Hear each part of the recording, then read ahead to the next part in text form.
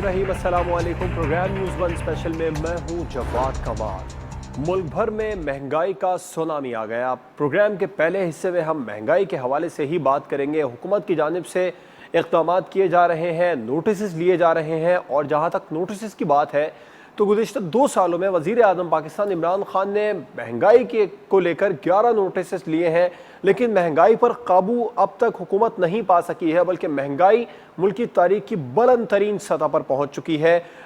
फल हों, सब्जियाँ हों, गोश्त हों, आटा, चीनी, चावल, दालें, गोश्त, हर चीज़ ही महंगी हो गई और आवाम की पहुँच से ये तमाम चीज़ें अब दूर होती चली जा रही हैं। लेकिन हुकूमत नोटिस लेती है, महंगाई और ज़्यादा बढ़ जाती है। इस कराची के अलावा लाहौर, मुल्तान, पेशावर, कोयटा, ये जो मरकज़ी शहर है, बड़े शहरों सूबों के, इन तमाम शहरों में सूरत हाल अबतर होती जा रही है महंगाई को लेकर। महंगाई के ख़िलाफ़ हकीकी एक्शन हुकूमत कब करेगी? अवाम इस एक्शन को देखने के लिए बेताब है।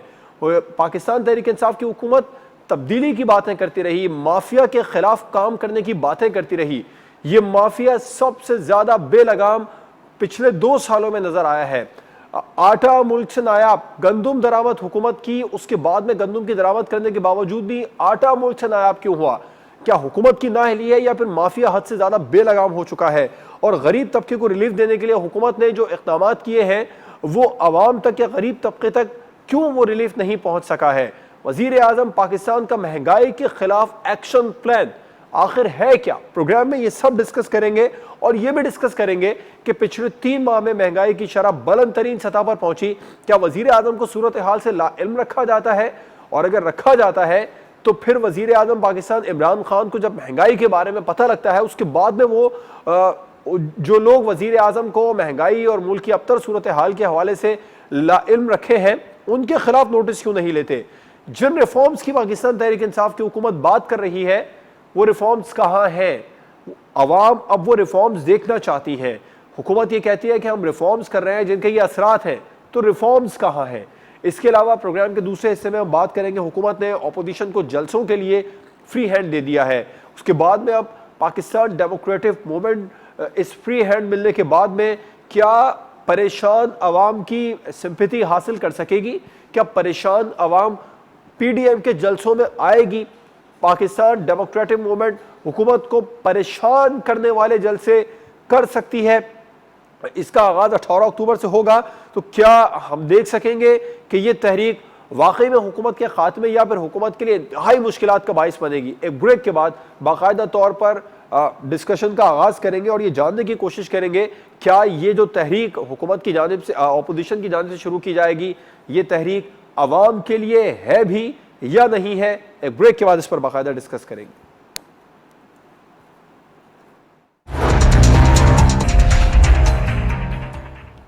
Welcome back. डिस्कशन का बाकायदा आगाज़ करेंगे। अपने मेहमानों को आपसे तारुफ करवाऊंगा। लाहौर स्टूडियो में हमें ज्वाइन किया है सीनियर तज्ज़ियाकार प्रोफेसर नईम मसूद साहब। आपका बहुत बहुत शुक्रिया सर, अपना कीमती वक्त हमें देने के लिए। टेलीफोन लाइन पर हमारे साथ मौजूद है सीनियर एनालिस्ट अकरम चौधरी साहब। प्रोफेसर साहब, आपसे आगाज़ करना चाहूँगा। 2 साल में 11 नोटिस हुकूमत वज़ीर आज़म पाकिस्तान इमरान खान की जानिब से लिए गए हैं। महंगाई कम ना होने की वजह क्या है?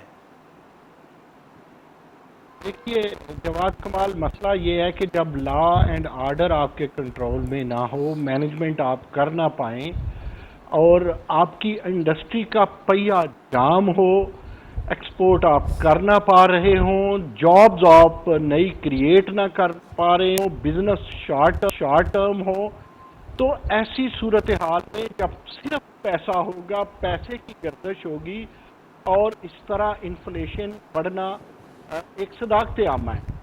देखिए कि जो गरीब आदमी है, जब वो ये सोचे कि इस बच्चे को मैंने स्कूल में भेजना है या इस बच्चे को मैंने काम पे भेजना है, तो आप समझ लें कि हुकूमत और मईशत का हाल बहुत पतला है। अब आप ज़रा गौर कीजिए, आम आदमी वो दिहाड़ीदार हो, डेली वेजर हो, इसी मईशत को ठीक करने का, इसी मईशत को बेहतरी करने के तो दावे पिछले 2 साल से हुकूमत कर रही है। अब भी हालात इतने खराब हैं। देखिए, दावा एक अलग बात है। सियासत में 90 से 95% जवाब जी दावे ही हुआ करते हैं। जो अमली जामा पहनाना होता है वो अगर पहना दिया जाए तो वो नजर आता है। ہمیں نظر نہیں آ رہا, یقیناً آپ کو بھی نظر نہیں آ اچھا رہا. اچھا پروفیسر صاحب, حکومت چاہ نہیں رہی, حکومت چاہ نہیں رہی ہے یا حکومت سے ہو نہیں رہا عملی جامہ پہنایا جا رہا؟ دیکھیں, ہر حکومت چاہتی ہے کہ اس کی ساکھ بحال رہے, اس کی عزت جو ہے اس کا تیا پانچا نہ ہو. یہ حکومت بھی یہی چاہتی ہے, لیکن یہ اس حکومت کی نااہلی ہے. دوسرا جواد جی, انہوں نے ہائپ اتنی کریٹ کر لی تھی, انہوں نے خواب اتنے دکھا دیے تھے, انہوں نے شماریاتی جائزے اس قدر افسانوں کی طرح لوگوں کے دل میں اور دماغ میں بٹھا دیے تھے کہ اگر یہ تھوڑی بہت ایفرٹ کرتے بھی ہیں, تھوڑا بہت نظر بھی آئے تو یقین نہیں آتا. آپ دیکھیں اسد عمر نے جو اتنی تبدیلی کے دعوے کیے تھے, جب محترم عمران خان نے کیے تھے, وہ آپ کو 2 سال میں دیکھیں, ایک ہوتا ہے کچھ ہو جانا, ایک ہوتا ہے کسی چیز کا آغاز ہونا. آپ کو کسی چیز کا آغاز نظر ہی نہیں آ رہا, آپ کو کسی چیز کی ابتدائی جب نہ ملے تو آپ کیسی تسلی رکھیں گے؟ کب تک آپ خوابوں کی دنیا میں رہیں گے؟ کب تک آپ جاگتے ہوئے سپنے دیکھیں گے؟ انڈسٹری چل نہیں رہی, روزگار آپ فراہم نہیں کر رہے, ادارے آپ کی مانتے نہیں ہیں, رشوت کا بازار گرم ہے, بیوروکریسی آپ کی دسترس میں نہیں ہے, اور اس طرح آپ مجھے بتائیں کہ جاب دینے کی بجائے آپ جاب سے لوگوں کو نکال رہے ہیں. تو اس سے کس طرح مہنگائی کنٹرول ہوگی جب آپ اعتماد ہی نہیں دے پا رہے؟ دیکھیں, عوام کو کانفیڈنس دینا بہت ضروری ہے. جب آپ عوام کو کانفیڈنس دے تو اس طرح انویسٹمنٹ آتی ہے. جب کانفیڈنس نہیں ہوتا تو انویسٹمنٹ نہیں آتی. میں جو عرض کرنا چاہتا ہوں, امیر لوگوں کو تو شاید اس کا نقصان نہیں ہوتا, ان کے پاس گولڈ کی بانڈز کی صورت میں پیسے ہوتے ہیں یا ان کے پاس لینڈ ہوتی ہے, نہ ہو تو وہ فارن کرنسی میں جو ہے وہ اس میں بزنس کرتے ہیں. لیکن عام آدمی جو خط افلاس سے نیچے مسلسل ہم جا رہے ہیں, حکومتی جائزے کچھ ہیں لیکن جو شماریاتی جائزے ہیں عام آدمی کے, وہ اباؤٹ 60% خط افلاس سے ہم نیچے جا چکے ہیں. ایسی صورتحال میں اب آپ لوگوں کو سوائے تسلی کے اور کچھ نہیں دیتے تو یہ طفل تسلی آکسیجن تو بن سکتی ہے لیکن یہ غذا نہیں بن سکتی, یہ دوا نہیں بن سکتی, یہ خوراک نہیں بن سکتی. لوگوں کا مسئلہ دعا کا ہے, خوراک کا ہے. آپ ذرا غور کیجئے, جتنی ادویہ پچھلے دنوں مہنگی ہوئی ہیں, اس سے ایک گھر میں اگر ایک آدمی ادویہ استعمال کرتا ہے, 7-8 کی فیملی ہے, اس میں 2 بزرگ ہیں, بتائیں وہ اپنے بچوں کو کھلائے گا یا بزرگوں کو میڈیسن لا کر کے دے گا؟ اب سکولوں میں دیکھیں, آپ کتب میں دیکھیں, جو بازار گرم ہے, آپ ایک عام چیز میں ان چیزوں میں نہیں جاتا, سارا دن سوشل میڈیا اور کنونشنل میڈیا, ہمارا پرنٹ میڈیا سارا دن قیمتیں بتاتا رہتا ہے. میں اس پہ وقت ضائع نہیں کروں گا. اب لوگوں کو قیمتیں یاد ہو گئی ہیں, بلکہ یاد کیا ہونی ہے, کل قیمت اور ہوتی ہے, اگلے دن قیمت اور ہوتی ہے. اب آپ پیٹرول اتنا مہنگا کر دیں گے, مال برداری مہنگی ہوگی, تو مجھے بتائیں کہیں حکومت روک تھام کا ذریعہ اپنا رہی ہے؟ کوئی فارمولا, کوئی کلیہ ایکشن لے رہے ہیں؟ 11 نوٹس لیے تھے وزیر اعظم نے. اکرم چودھری صاحب, غریب طبقے کو موجودہ حکومت ریلیف دے سکے گی؟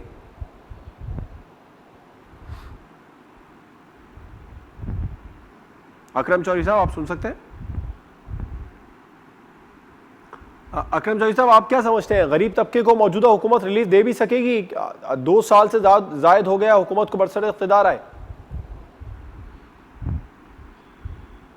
رائٹ, اکرم چودھری صاحب ہمیں سن نہیں پا رہے. نعیم مسعود صاحب, اچھا وجہ آپ کیا سمجھتے ہیں, فیصلوں میں تاخیر یا قوت فیصلہ کی کمی ہے موجودہ حکومت میں؟ نہیں, 3 سٹیپ ہوتے ہیں. پہلا سٹیپ یہ ہے کہ چیزوں کو انڈرسٹینڈ کرنا, پھر دوسرا سٹیپ ہوتا ہے اس کو میئر کرنا, پھر تیسرا سٹیپ, اگر مختصر سٹیپ ہم کریں تو چین ریئیکشن میں تیسرا سٹیپ یہ ہے کہ آپ کوئی اقدام اٹھائیں. اب یہاں پہلے مرحلے پہ ہی گاڑی رکی ہوئی ہے, پہلے مرحلے میں ہی معیشت کو سمجھ نہیں جا رہا, اور کوئی یہ سمجھنے کے لیے تیار نہیں ہے, اور کوئی یہ کرنے کے لیے, دیکھیں جب یہ سمجھ ہی نہیں پائیں گے, جب انڈرسٹینڈنگ ہی نہیں ہوگی, جب یہ کسی سے بات ہی نہیں کریں گے, لوگوں کو امپورٹ کریں گے, یہاں عام آدمی کو انوالو نہیں کریں گے. عام آدمی سے مراد میری کیا ہے, یعنی اپنے وہ سیاستدان جو ووٹ لے کر کے کسی حلقے سے آئے ہیں اور جنہوں نے کل 2 الیکشن میں پھر ووٹ مانگنے جانا ہے. یہ حکومت ان کو بھی مشاورت میں اس طرح شامل نہیں کرتی جس طرح کرنا چاہیے. بند کمروں میں جو ان کے امپورٹڈ یا جو دیسی مشیر ہیں ان کے ساتھ مشورہ کیا جاتا ہے. اور میری بات یہ یاد رکھیے گا, یہ جو مشیران کی فوج ہے, انہوں نے کل عوام کے سامنے جولی ووٹوں کے لیے نہیں پھیلانی ہے. یہ تو چھتری لے کے نیچے اترے ہیں, امبریلا کے ساتھ اترے ہیں اور یہ انجوائے کر رہے ہیں. آفٹر دس انجوائمنٹ یہ یہاں نہیں ہوں گے, یا حکومت میں نہیں ہوں گے, تو پھر کیا ہوگا؟ پھر ایک نئی فلور کراسنگ ہوگی, ایک نئے لوٹے بنیں گے اور ایک نئے لوگ پارٹیاں بنیں گے, کیونکہ لوگ انہیں پسند نہیں کریں گے. اب نااہلی کو ختم کرنے کے لیے بہت طریقے ہوتے ہیں کہ آپ کسی سے مشاورت کریں. دیکھیں یہ اچھوت سمجھتے ہیں اپوزیشن کو, یہ اپوزیشن کے ساتھ بیٹھنا نہیں چاہتے. جو ان کے الائیڈ ہے, جن کے ساتھ ان کا الائنس ہے, جو میرے ذرائع ہیں, جو میرے دوست پارلیمنٹ میں ہیں, ان سے بھی مشورہ نہیں کرتے. اور جب اس طرح کی صورتحال ہو, ایک ڈیموکریسی اس طرح ہو جس طرح آٹوکریسی ہے, یا ایک ڈیموکریسی اس طرح ہو جس طرح ڈکٹیٹرشپ ہے, اور یہی ایک ہوا بنا لیا جائے کہ فلاں بندہ پاپولر ہے, وہ پاپولر فیصلے کرتا ہے, تو اس طرح فیصلے ٹھیک نہیں ہوتے. مشاورت کے بغیر فیصلے ٹھیک نہیں ہوتے. یہ نااہل ہیں, یہ انڈرسٹینڈ نہیں کر پا رہے. نااہلیت سولوشن نہیں دیا کرتی. انہوں نے انڈسٹری کو کوئی ریلیف نہیں دیا. انہوں نے آپ ذرا غور کریں, کون سی چیز ہے جو تیل اور بجلی کے بغیر چلے؟ تیل کی آپ قیمتیں دیکھ لیں, عالمی منڈی میں تیل کی قیمتیں کم ہیں, ہم نے زیادہ کی ہیں. ماضی میں 2 حکومتیں, پیپلز پارٹی کی حکومت میں یہ تھا جو 2008 سے 2013 تک گئی, بہت زیادہ آئل مہنگا تھا, کوکنگ آئل بہت زیادہ مہنگا تھا, ڈالر کی قیمت میں اسی طرح واپس بہت آتا ہوں زیادہ پروفیسر تھی, صاحب آپ کی لیکن طرف. اس حکومت کو آئل مہنگا نہیں ملا. اکرم چوہدری صاحب, غریب طبقے کو P T I government relief دے سکے گی؟ بسم اللہ الرحمن الرحیم. دیکھیں پروفیسر صاحب جو ارشاد فرما رہے ہیں وہ ایک آئیڈیل سچویشن میں کوئی بھی حکومت کر سکتی ہے. اگر آپ کو گزشتہ 70-72 سال میں ایک ایسی حکومت ملتی کہ ملک کی سچویشن ہر طرف سے ٹھیک ہوتی, تو کوئی بھی حکومت شاید یہ نہیں چاہتی کہ وہ اپنے عوام کو ریلیف نہ دے. نااہلیت اپنی جگہ پہ ہے, اور اس کے ساتھ ساتھ پولیٹیکل فیصلے اپنے ساتھ ساتھ ہوا کرتے ہیں. لیکن موجودہ حکومت کے لیے جو حالات آج ہیں یا حالات 2 سال پہلے تھے, مجھے اگر آپ صرف ماضی میں جانے کی اجازت دیں تو 2018 میں میں اتفاق سے 2002 سے 2008 کی حکومت کا بھی حصہ تھا. 2008 میں جب حکومت گئی تھی تو پنجاب 100 ارب سے زیادہ کا سرپلس فنڈ کا صوبہ تھا. اتفاق سے میں 2018 کی حکومت کا پھر حصہ تھا. تو 2018 میں جب حکومت ملی تو پنجاب 1200 ارب روپے کا مقروض صوبہ تھا. اب اس میں عمران خان کی حکومت کی نااہلی کہہ لیں کہ جی انہوں نے 1200 ارب کو 2400 ارب روپے میں کنورٹ کر کے عوام کو ریلیف نہ دینے کا فیصلہ کیوں کیا. اگر یہ نااہلیت ہے تو اسے آپ یقیناً نااہلیت کہیں گے. ہاں, جو انفلیشن اور جو آج فیصلہ کل پرائم منسٹر نے کیا ٹائیگر فورس کے ذریعے اس مہنگائی کو کنٹرول کرنے کا, میرے نزدیک وہ ایک ایسا مشورہ ہے جس نے عمران خان کو خودکشی کے لیے مجبور کر دیا ہے. کیونکہ نہ تو اس ٹائیگر فورس کے پاس کوئی آئینی قانونی جواز ہے, نہ وہ کسی سسٹم کی باڈی کا حصہ ہے, نہ وہ گورنمنٹ کی ایڈمنسٹریشن کا حصہ ہے, نہ ان کے پاس کوئی اخلاقی جواز موجود ہوگا کہ وہ جا کے کسی دکاندار کو, کسی مل اونر کو, کسی فیکٹری کو دیکھ سکے. اچھا ٹھیک, یہ ایک الگ بات ہے. اچھا اکرم چوہدری صاحب, ابھی آپ ذکر کر رہے تھے کہ آئیڈیل سچویشن, جیسے پروفیسر صاحب بتا رہے تھے, ان کے پوائنٹ کو لے کر آپ نے تنقید کی کہ آئیڈیل سچویشن میں تو یہ سب ٹھیک ہے. مان لیا سچویشن ورس تھی, اس سے زیادہ ورس نہیں ہو سکتی تھی. حکومت نے جو فیصلے کیے ہیں پچھلے 2 سال میں اس ورس کنڈیشن کو بہتر کرنے کے لیے, ان فیصلوں کے بھی تو نتائج نظر نہیں آ رہے نا سر؟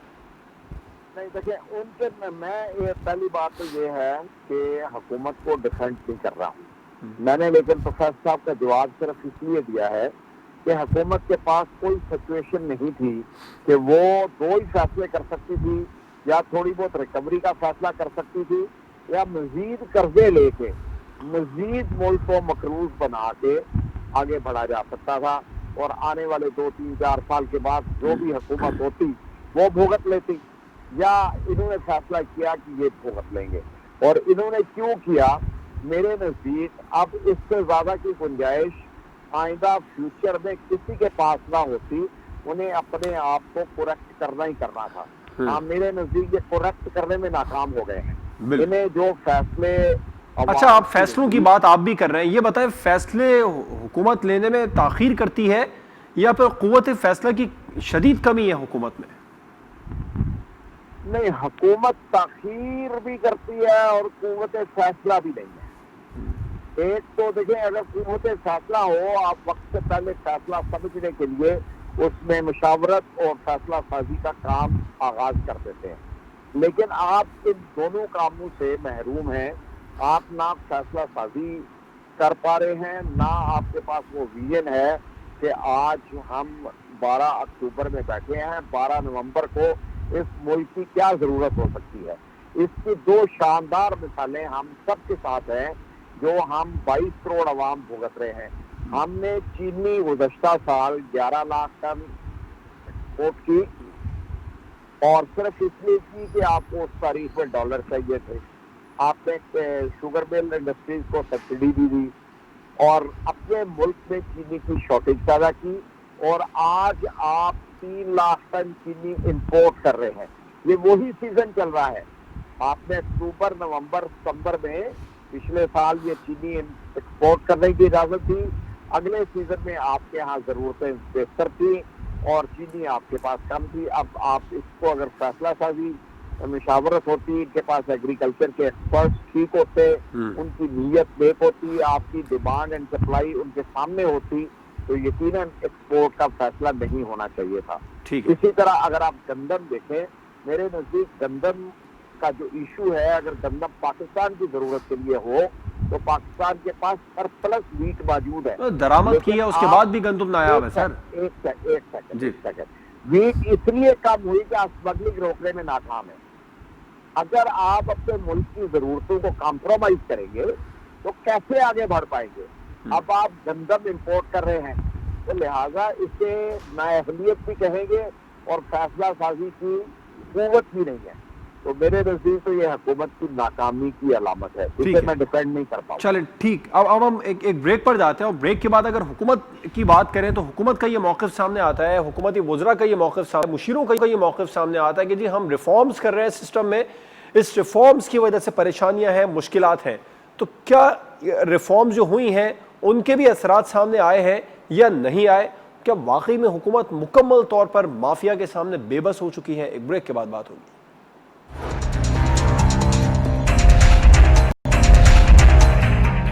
Welcome back. پروفیسر نعیم مسعود صاحب، حکومتی وزراء، حکومتی مشیران سے اگر مہنگائی کے بارے میں سوالات کیے جائیں، ماں سوائے گورنر پنجاب چودھری محمد سرور کے علاوہ، جو یہ کہتے نظر آ رہے ہیں کہ حکومت کی سب سے بڑی اور اہم دشمن مہنگائی ہی ہے، اس کے علاوہ دیگر وزراء، مشیران یہی کہتے نظر آتے ہیں کہ جی ریفارمز ہو رہی ہیں۔ ریفارمز ہو بھی رہی ہیں تو کہاں ہو رہی ہیں سر؟ آپ کیا سمجھتے ہیں؟ دیکھیں، آپ جن مشیروں کی، جن وزراء کی بات کر رہے ہیں، ان کے ہاں ریفارمز شاید اس چیز کو کہتے ہوں گے کہ ان کے وزرائے اعلیٰ یا ان کے وزیر اعظم ان کی باتوں سے خوش ہو جائیں۔ اگر تو وہ پھر اس طرح کی میٹھی گولی دے رہے ہیں یا میٹھی گولی لے رہے ہیں تو عوام کو اس کی سمجھ قطعی نہیں آ رہی۔ دیکھیں، ریفارمز کہاں ہو رہی ہیں؟ آپ نے بے نظیر انکم سپورٹ کا تیا پانچا کر دیا، کوئی سمجھ نہیں آئی۔ آپ نے انصاف کارڈ کی بات کی، ہیلتھ میں کوئی سمجھ نہیں آئی۔ کیا آپ نے وزیر اعظم یا وزرائے اعلیٰ کے پرنسپل سیکرٹریز کی جگہ کوئی پولیٹیکل سیکرٹریز لے آئے ہیں؟ کیا آپ نے بیوروکریسی کی جگہ ٹیکنوکریسی لے آئے ہیں؟ پچھلے 7 سال سے آپ سے کے پی کے میں میٹرو نہیں چل پا رہی، کیا اسے ریفارمز کہیں گے؟ دیکھیں، ریفارمز ہوں یا ڈیولپمنٹ ہو یا پلاننگ ہو، مجھے تو کہیں نظر نہیں آ رہی۔ دیکھیں، میں بالکل آئیڈیالزم کی بات نہیں کر رہا، میں پریکٹیکل بات کر رہا ہوں، اور پریکٹیکل بات یہ کہتی ہے کہ اگر انفلیشن کسی دور میں بہت کم رہی پاکستان کی تاریخ میں تو وہ 2016 تھا، اگر بہت زیادہ رہی تو وہ 2010 تھا۔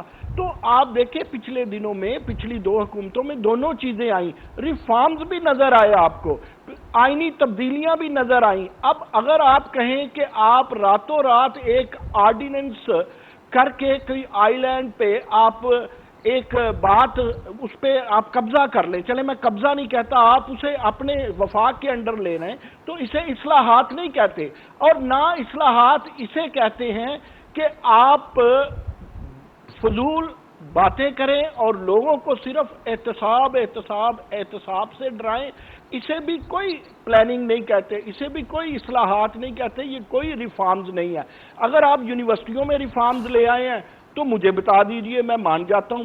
کہیں ریفارم نام کی چیز کہیں بھی ہے؟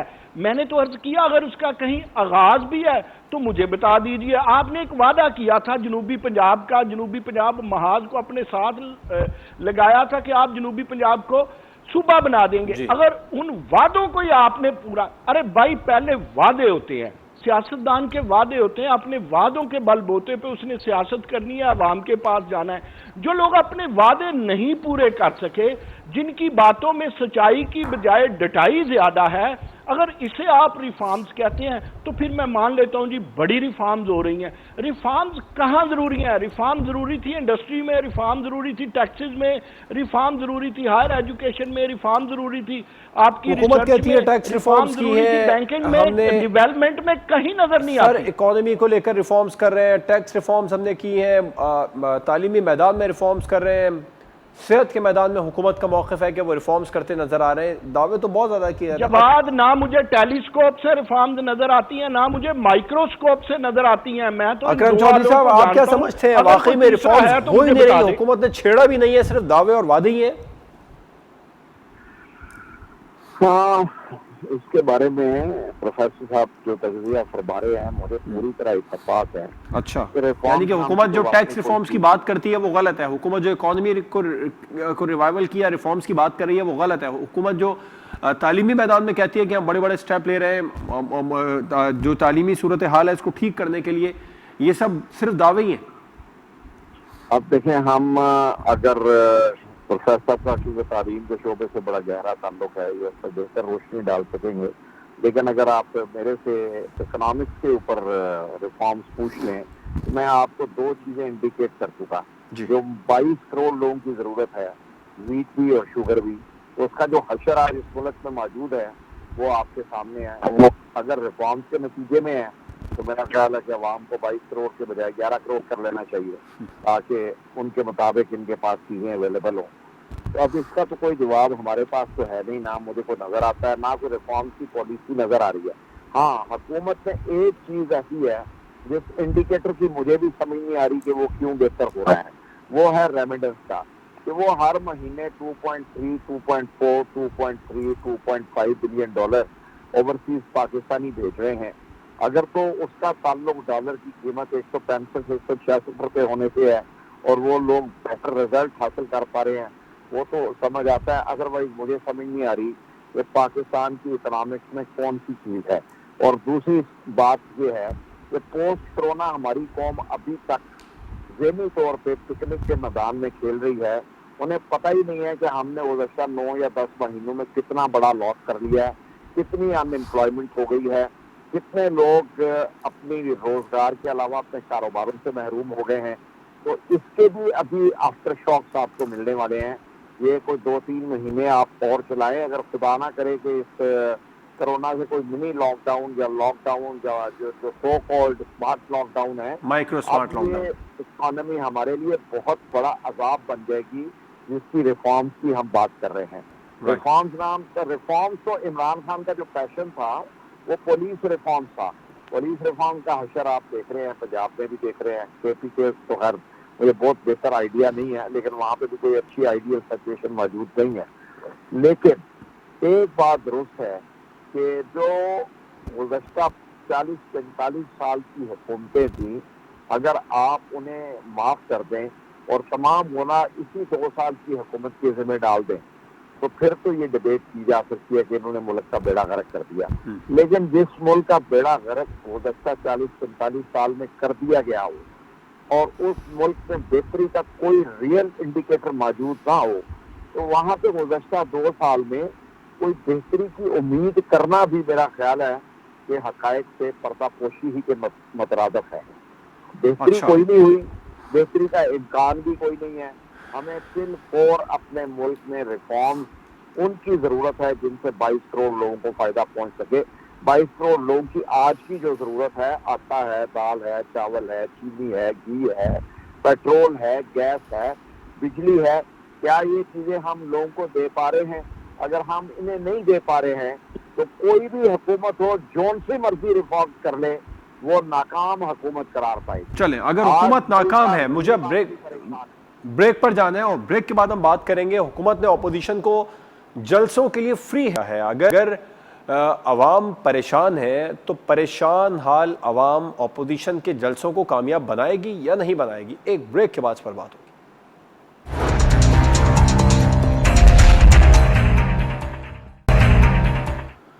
Welcome back. اپوزیشن کو حکومت مخالف جلسوں کے لیے فری ہینڈ مل گیا ہے. حکومت نے کرونا ایس او پیز کو مد نظر رکھتے ہوئے پاکستان ڈیموکریٹک موومنٹ یا اپوزیشن کی جو تحریک ہے اسے جلسے کرنے کی اجازت دے دی ہے.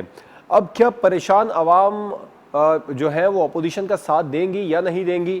اپنے تجزیہ کاروں سے جان لیتے ہیں. پروفیسر نعیم مسعود صاحب, آپ سمجھتے ہیں عوام جو کنڈیشن ہے عوام کی اس میں وہ اپوزیشن کے جلسوں کو کامیاب بنوا دیں گے؟ دیکھیں جواد کمال, عرض یہ ہے کہ یہ وہ اپوزیشن ہے جس کا ایک بیک گراؤنڈ ہے, جس کی ایک ہسٹری ہے.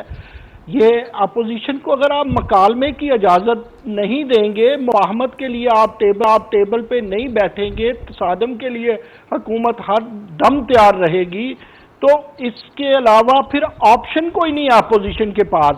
پھر عوام جانتے ہیں کہ یہ اپوزیشن وہ ہے جنہوں نے پاکستان کو جوہری توانائی کا حامل بنایا, میزائل ٹیکنالوجی کا حامل بنایا, موٹر وے بنائی, اس کے علاوہ سی پیک کو لائے, ایران پاکستان گیس پہ یہ لوگ قریب آئے. ان لوگوں نے بڑی بڑی اچھی خارجہ پالیسی دی. اب آپ یہ دیکھیں کہ اتنا کچھ ایک اپوزیشن کے پلڑے میں ہے جو وہ بات کرے گی, اور پھر یہ اپنی جگہ کا ایک مکالمہ ہے لیکن لاؤڈ وائس میں, اونچی آواز میں. یہی ہے نا احتجاج. اگر احتجاج تصادم کی راہ اختیار کر لیتا ہے تو اس شاہراہ کو, اس منزل کو کوئی بھی پسند نہیں کرے گا. پھر آپ کو یاد ہوگا کہ موجودہ جو حکومت ہے, جب یہ ماضی میں اپوزیشن تھی تو انہوں نے تو 3-4 مہینے کا احتجاج کیا. آپ لوگوں نے احتجاج پہ مجبور کر دیا. جب اپوزیشن کو آپ حکومت کو آپ آرڈیننس سے چلائیں گے اور اپوزیشن کی بات سننے کے بجائے انہیں دیوار کے ساتھ لگائیں گے, تو اس کے علاوہ اپوزیشن کے پاس اپنے سروائیول کے لیے کوئی آپشن نہیں رہ جاتی. پھر دوسری یہ بات ہے کہ میری ایک بات یاد رکھیے, یہ عالمی سطح پہ ہے. جب تک آپ اپوزیشن بولے نہ, بات نہ کرے, حکومت کی غلطیاں گنوائے نہ, حکومتیں سویا ہوا محل بنی رہتی ہیں, وہ تساہل پسندی کو چومتی رہتی ہیں. اب اس سے حکومت کو ایکٹیو ہونا پڑے گا. اگر حکومت میں دمخم ہے, حکومت کے پاس واقعی کوئی ریفارمز ہیں, حکومت کے پاس کوئی واقعی ایسے ترقیاتی پتے ہیں, تو وہ اپوزیشن کرتی رہے. یہ دکھائیں عوام کو, یہ عوام کو روکیں گے. دیکھیں عوام کو احتجاج سے صرف ایک چیز روکتی ہے, اگر حکومت کے پاس احساس نام کی کوئی چیز نہیں ہے.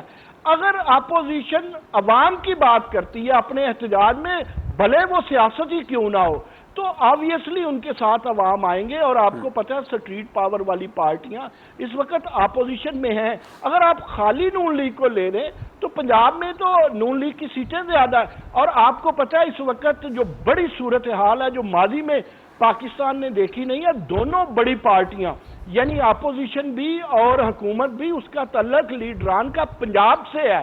جب لیڈران کا تعلق پنجاب سے پہلی دفعہ ہوا ہے تو اسٹیبلشمنٹ بند گلی میں گئی ہے. پہلے اپوزیشن میں لوگ یا اینٹی اسٹیبلشمنٹ لوگ کچھ بلوچستان سے ہوتے تھے یا سندھ سے ہوتے تھے یا کسی اور صوبے سے ہوتے تھے, انہیں روکنا بڑا آسان ہوتا تھا. اب جی ٹی روڈ پہ جو یہ دمادم مسجد کلندر ہوگا تو یہ ہو جائے گا. اس میں آپ نہیں روک پائیں گے. ایک ہی حکومت کے پاس طریقہ ہے. فرض کرے حکومت آپشن یہ استعمال نہ کرتی کہ انہیں آزادی نہ دیتی تو احتجاج شروع ہونے سے پہلے ہی کامیاب ہو جاتا. یہ حکومت نے پولیٹیکلی ایک اچھا حربہ استعمال کیا ہے. انہوں نے کہا گیا کہ یہ میدان ہے اور آپ سجا لیں. اب اگر وہ لوگ میدان سجا لیتے ہیں, اپنی بات کر لیتے ہیں, لوگوں کو قائل کر لیتے ہیں, مہنگائی کی بات کرتے ہیں, تو یہ نہیں ہے کہ لوگ ان پہ کوئی بالکل 100% اعتماد کر لیں گے, لیکن لوگ خوش ہوں گے. جواد کمال, آپ غریب آدمی کی بات کریں, آپ مسکین آدمی کی بات کریں, جس کو انصاف نہیں ملتا اس کی آپ بات کریں, لوگ آپ کے نعرے لگانا شروع کر دیں گے. دیکھیں ہم ایسے آنکھوں میں دیپ جلا دیتے ہیں لوگوں کے, معصوموں کے, مظلوموں کے, تو وہ بیچارے تھوڑا سا ریلیف, انہیں آکسیجن کا پف بھی ملتا ہے تو اسے آب حیات سمجھ لیتے ہیں.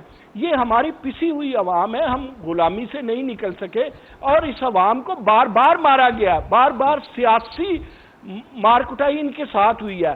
तो लिहाजा आप इस बात को भूल जाएं कि अपोजिशन कामयाब नहीं होगी। मैंने आपके पिछले प्रोग्राम में कहा था कि अपोजिशन तो अगले इलेक्शन की तैयारी कर रही होती है, तो वो ये थोड़ा बहुत जो है ना शोर शराबा वो करेंगे। हुकूमत को अगले इलेक्शन के लिए तैयारी अपनी कारकर्दगी से करनी पड़ेगी। अकरम चौधरी साहब, आप क्या समझते हैं, कारकुनान के अलावा आम आदमी भी मौजूदा सूरत हाल में अपोजिशन का साथ देने वाला है? देखें, अपोजिशन को अगर आप थोड़ा सा ऑब्जर्व करें कि गुज़श्ता साल सवा साल से या जब से APC या इससे पहले मौलाना फजल रहमान ने जो मार्च में धरना दिया था, इनके ऊपर उनका जो पॉइंट था, फोकल पॉइंट, वो बेसिकली या हुकूमत का धांधली से आना या इमरान खान के खिलाफ एहतजाज और पीपल्स पार्टी और PMLN का एहतसाब के खिलाफ एक स्लोगन था और वो एहतसाब को वन साइड पे कह रहे थे और उसी के ऊपर वो अपोजिशन कर रहे थे। लेकिन अपोजिशन को भी ये एहसास हो गया है कि उसकी पजीराई नहीं है, लिहाजा अपोजिशन गुज़श्ता एक हफ्ते से सिर्फ महंगाई को रोक है। अब वो लोगों को महंगाई के इशू का जो है वो धोखा कह लें या शराब कह लें। सर, ये अपोजिशन का एहतजाज वाकई में अवाम के लिए है या अपने जो उनके असीरान हैं, लीडर्स, उनकी रिहाई के लिए? देखिए, वो अब तक का जो एहतजाज था उनका, वो तो सिर्फ और सिर्फ अपने एहतसाब के इशू रिजॉल्व करने के लिए था। लेकिन जब अब वो APC बना ली, उन्होंने उसके बाद एक डेमोक्रेटिक अलायंस बनाया है, तो पब्लिक को गैदर करने के लिए उन्होंने डफली बजानी शुरू कर दी है। मेरे नजदीक ये तो हुकूमत का भी टेस्ट है, अपोजिशन का भी टेस्ट है और अवाम की नर्व का भी टेस्ट है कि क्या हुकूमत के इस स्लोगन को कि वो एहतसाब जायज कर रही है और तकवीत देते हैं, या वो इन लोगों को जिनके बारे में गुज़श्ता 4-5 साल से शोरो गोगा है या आसिफ जरदारी को हमेशा से 10% का स्लोगन दिया जाता है, क्या वो इन तमाम चीजों पे चल रहे हैं या वो इसके साथ सिचुएशन बन जाती है कि अवाम उनकी चोरियों को, उनके डाकुओं को, उन स्लोगन को जो हुकूमत में या उस वक्त की अपोजिशन जो इमरान खान कर रहे थे उनको एक्सेप्ट नहीं करते हैं। अगर वो नहीं एक्सेप्ट करते हैं तो मैदान अमल में होंगे और मैदान अमल में अगर वो होंगे तो अपोजिशन का धरना भी कामयाब होगा, लॉन्ग मार्च भी कामयाब होगा, उनमें तादाद भी होगी। लेकिन उसके बावजूद मेरी ये ज़ाती राय है कि इन हंगामों से, इन नारों से, इन स्लोगनों से अवाम की हालत नहीं बदली जा सकती। बिल्कुल ठीक है। अकरम चौधरी साहब, प्रोफेसर नईम मसूद साहब प्रोग्राम में हमारे साथ मौजूद है। आप दोनों का बहुत शुक्रिया। आपने देखा था नाजरीन, अपोजिशन को जलसों की इजाज़त मिल गई है। अवाम पहले ही परेशान है, महंगाई से, बेरोज़गारी से, मईशत की ख़राब सूरत हाल से। हुकूमत के लिए अच्छा शुगुन नहीं है। इजाज़त दीजिए, अल्लाह हाफ़िज़।